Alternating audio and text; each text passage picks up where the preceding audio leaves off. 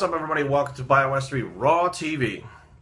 I found these newsletters, which you guys know that the Big Beyond Belief Manual, Serious Growth by Optimum Training System, is something that I recommend to everybody, and I still use and follow those principles today. And when I joined, when I bought the book, I joined their newsletter thing, and I would get a newsletter in the mail because there was no email, so you would get a newsletter in the mail every month. And this one is from July of 1995, Serious Growth newsletter. Excuse me. And they talk about different things like the anti-comfort zone, Joe Serious versus Joe Average, which I think is a funny one. So let's go through a couple of these. Let's go through the set extenders. Okay, so set extender number 1, Tom Platz total exhaustion sets. Okay, this is going to absolute failure. It took Tom, a lot more than the average person to get to failure. Like, my going to failure does not look like Tom Platz's. But, so I'll just read this right off here. It says, even if you push a set to its fullest extent of the full rep law, you can still eke out a little extra stress for those failing muscles. Instead of quitting, keep repping away as best you can. Do 3/4 repetitions for as long as possible, then half reps and quarter reps. When you can no longer budge the weight for a millimeter, squeeze and tense the muscle. In a previous edition of this newsletter, we discussed the spindle dance, which is a set exhaustion activity that was being tested by myself and Dr. Russ Hawthorne at Optimum Training Systems of VaSLift. Small movements at the end of a set activate the muscle spindles to spur growth. Our research continues to support this theory, and the spindle dance takes place at the set way over the top and really maximizes the shock to the muscles. There's a certain amount of creativity you can add with this technique as well. Let's say you've decided to take a set of bench presses over the top. The sticking point for this particular lift, as you know, is just past the midway when the arms take over for the strongest part of the chest and shoulders and muscles. When you no longer can do full reps, that is where you fail. So like as you push up, that's a sticking point. That's pretty much failure right there. If you can get past that, it's the arms, it's not the chest. That's the chest's failing point right there. If you're going to do the spindle dance, you can do it either above or below the sticking point. If you want to do it high, you have to have the spotter assist you to the top, then do small reps at the top of the move. If you want to do it low, go to shorter reps from the bottom to the sticking point as you can fatigue. The sticking point will then get lower and lower until you're doing static reps, squeezing the muscles at the very bottom. So to do the spindle dance, which is actually what I use a lot, so you get to that sticking point, and you bring it down, and you're up, then you're up, then you're up, then you're up, then you're up, then you're up, and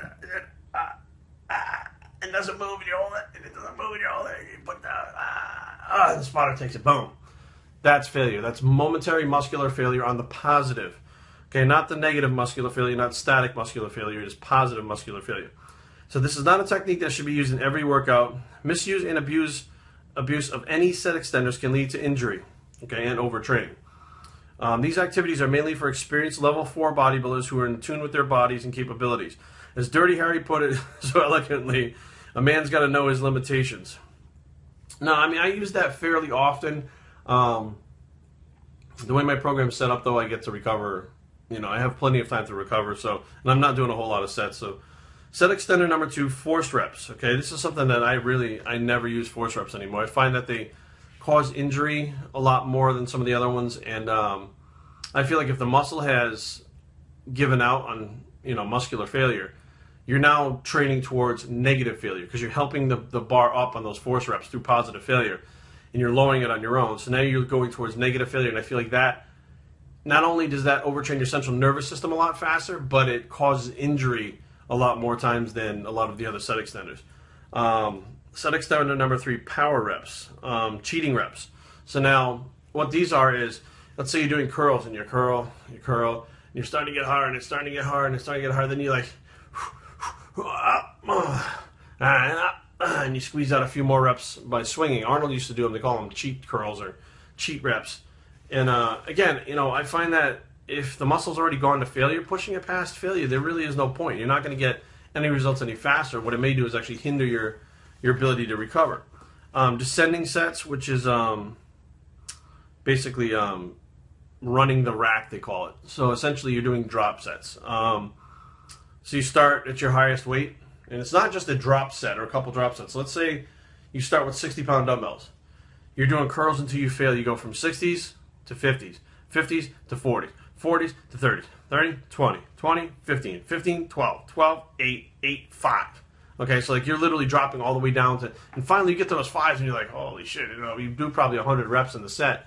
But again, once you've hit muscular failure, that's enough stimulation for the muscle. You really don't need to go any further than that. Now, are there times where you could do that? I mean, me personally, if I was going to do something like that, it would be Monday. I would do that set of curls, and I wouldn't even fucking train again till maybe Thursday. I would give a few days off completely from that for my central nervous system to recover. But I mean, it's up to you what you decide to do. But I mean, you got to be careful using these things.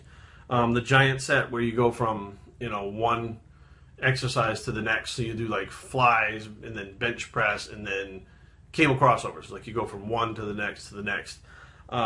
Negatives they put in here, which heavier negatives. So as you're pressing up, then someone pushes on the bar and you come down, and then you explode up. And then they push on the bar and you come down. That I have found absolutely taxes your joints and your fucking ligaments. You are so sore, not on the muscle, but the connective tissue for days after that. It's not worth it. Like you can't train properly because it's not the muscle. Like you feel like the tendons are going to pop when you're in the gym training because they're not healed. It takes longer for your tendons and your ligaments to heal than it does for your muscles to heal. And those are the 6 set extenders. Now, this company, I feel like, was absolutely on the cutting edge of a lot of stuff. They were using a keto diet when it was not popular. They were talking about supplements, which was very interesting. They had a supplement out that had a pre-workout that didn't have any caffeine in it, and a post-workout that was these tablets. It was a Serious Growth in Critical Mass, I think. Where the Serious Growth was the one you take before your workout, and Critical Mass was the one you take after your workout. And it was these hydrolyzed protein tablets, amino acid tablets. And the fucking bottle was ridiculously expensive. And they wanted you to take like 25 tablets after your workout. Now, their idea was, if you take in enough aminos, you actually flood the system so much that some of them can actually bypass the liver and get into the bloodstream very quickly. And the pre-workout supplement, although it had a couple other things, it had some vitamins and minerals in it, it had a couple things in it, but it had sodium bicarbonate. That was the main thing. And I don't know if you guys know this, but sodium bicarbonate can be a lactic acid buffer to keep your body able to push further with less pain during the workout. Now, I mean, you could basically just take a tablespoon of baking soda, and that does the same thing, but it's fucking disgusting. It upsets your stomach a little bit. You burp it up. It's disgusting. But they had this formula, and it was just really expensive, and I never could stay on it because I was like 16 or 17 at the time, maybe 18. 17. I think I was maybe 17, 18, 19, somewhere around there. Anyways, I was working, but I wasn't working enough to be able to afford gym memberships, food, and this supplement, which was like $70 a month on top of everything else, So they were the first ones using Tribostan. They were the first ones to use a product called Energix, which was an Eastern European product that actually had creatine in it, and this was like the early 90s. They were doing it because, the Phosphagen, which was Bill Phillips' EAS's product, which was the first creatine monohydrate released to the public, wasn't until later on. So, they were kind of ahead of what they were doing, and I'm glad that I got to know about their programs and, got these things. And I have a bunch of these newsletters, and I'll, kind of skim through them and find out some interesting stuff, and I'll post them up here because maybe you guys can use it. BioStraining@gmail.com. Leave comments down below, but don't fight. www.biostraining.com is a blog, and it's a Serious Growth newsletter bicep, and we're out.